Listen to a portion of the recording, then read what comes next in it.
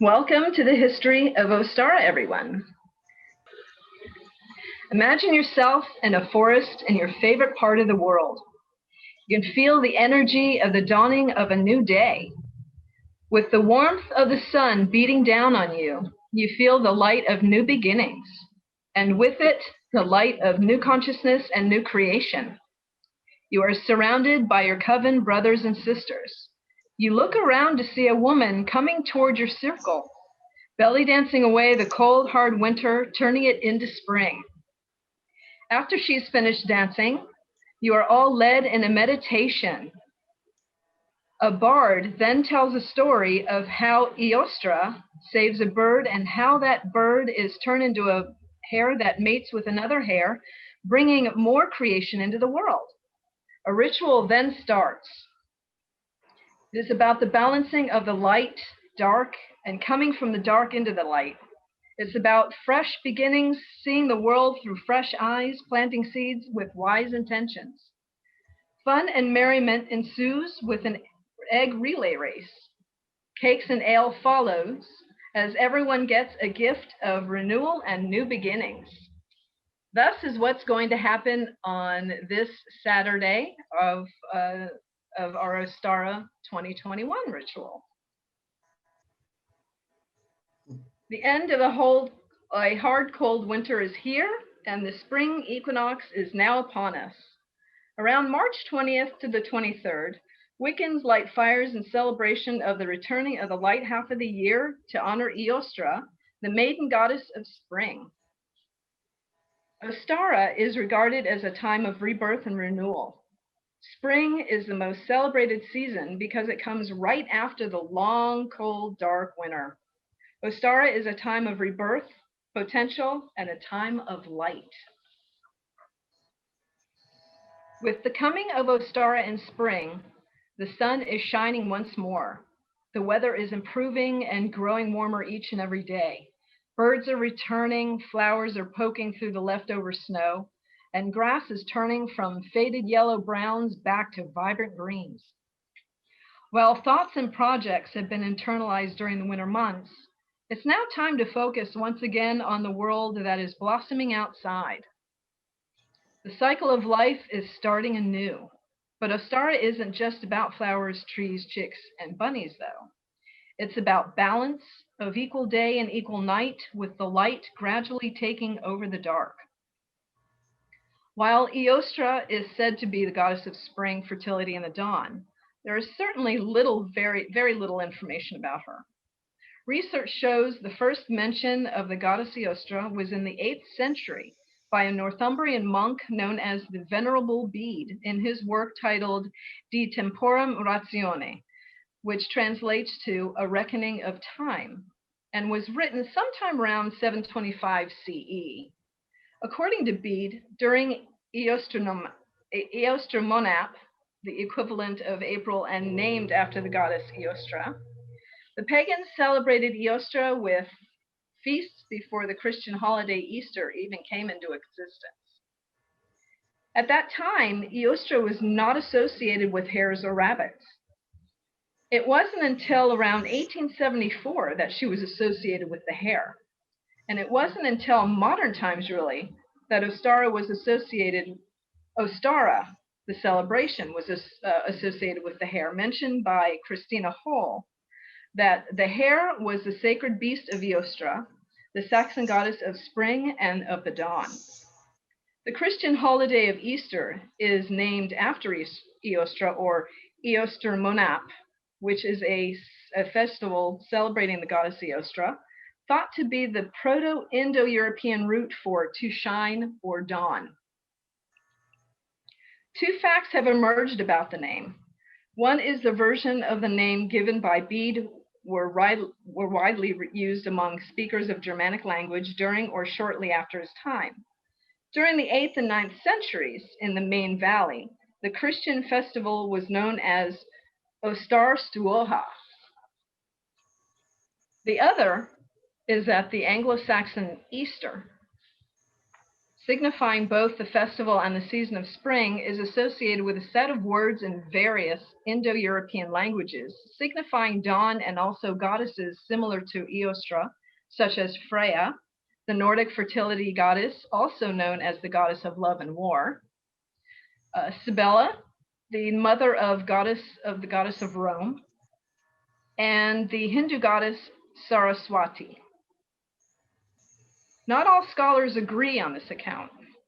Some scholars claim Eostre was to be a Celtic goddess, others a Germanic goddess. It's still up for debate whether or not the goddess actually existed at all. She may or may not have been celebrated or revered in the ways that we have been told recently. It is not known how she was celebrated other than the feasts that have been described, or if the spring equinox was celebrated as new beginnings or rebirth. Eostre's name was used for the month in which she ruled, April. Originally, she did not represent March and its spring equinox, which leads to how Gerald Gardner, recognized as the father of modern Wicca, bringing the contemporary religion of Wicca to the attention of the masses, was involved in the spring equinox. It was Gerald Gardner who, pulling customs from different traditions, creating modern Wicca, originally came up with 7 Sabbats and then added the vernal or spring equinox, making it a total of 8 Sabbats or Sabbats, putting them about 6 weeks apart. There really is no record of pagans celebrating the spring equinox before that. He adopted an 8-fold ritual calendar in order to hold more frequent celebrations. By the mid-60s, the Wheel of the Year had been coined to describe the yearly cycle of pagan holidays. While most gods and goddesses have many myths and stories surrounding them, Eostre does not.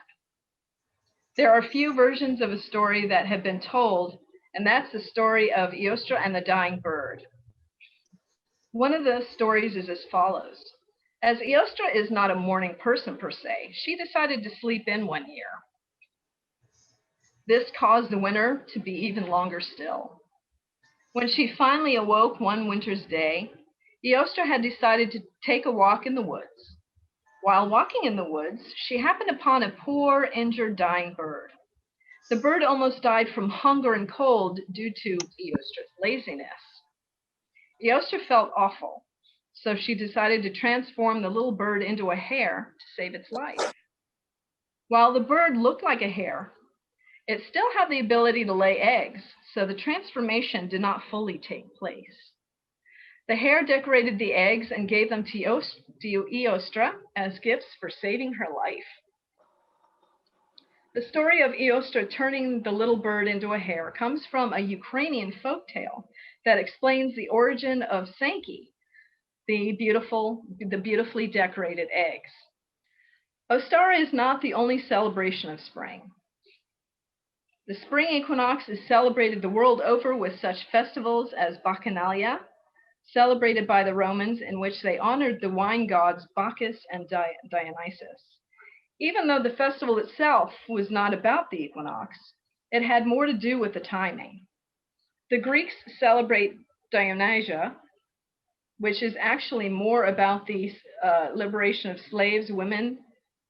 The god Dionysus was not only a god of wine, but a liberator. The celebration is held in March at the beginning of sailing season. The Christian Easter, in which Christ was resurrected after being sacrificed 2 days earlier on Good Friday. The modern Easter is celebrated much like Ostara with egg hunts, bunnies, and baby chicks, signifying rebirth and renewal. The Jewish holiday of Passover, a somber holiday, marks the time when the Israelites left Egypt. Mass exodus. The Jews were instructed to paint their doorways with the blood of lambs, so the Spirit of God would pass over, leaving those Jewish inhabitants unharmed. And the Druids celebrate Alban Eiler, which translates to the light of the earth, and is a day of equal balance. Crops are to be sown, and is a time of transition. The Druids believe this to be a very, very magical time. These holidays are just to name a few. Now let's talk about the symbols of Ostara. Hares are relevant to Ostara because of their role in fertility. They are often seen pictured alongside eggs, which is another symbol of fertility, as well as rebirth. Because of the ability to give birth to multiple offspring, hares are a great symbol for multiplying blessings, and no surprise here that the hare is one of the original symbols of Ostara, being born of pagan customs. Eggs are one of the main symbols of Ostara because they represent fertility and birth, of course. Eggs carry the power of becoming, of life and creation. In some traditions and legends, it is said that the earth was hatched from an egg.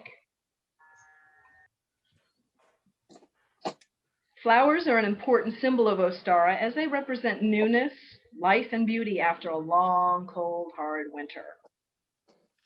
The symbol of the flower, of course, is new life and having an uplifting effect on us due to their bright colors and vibrant life.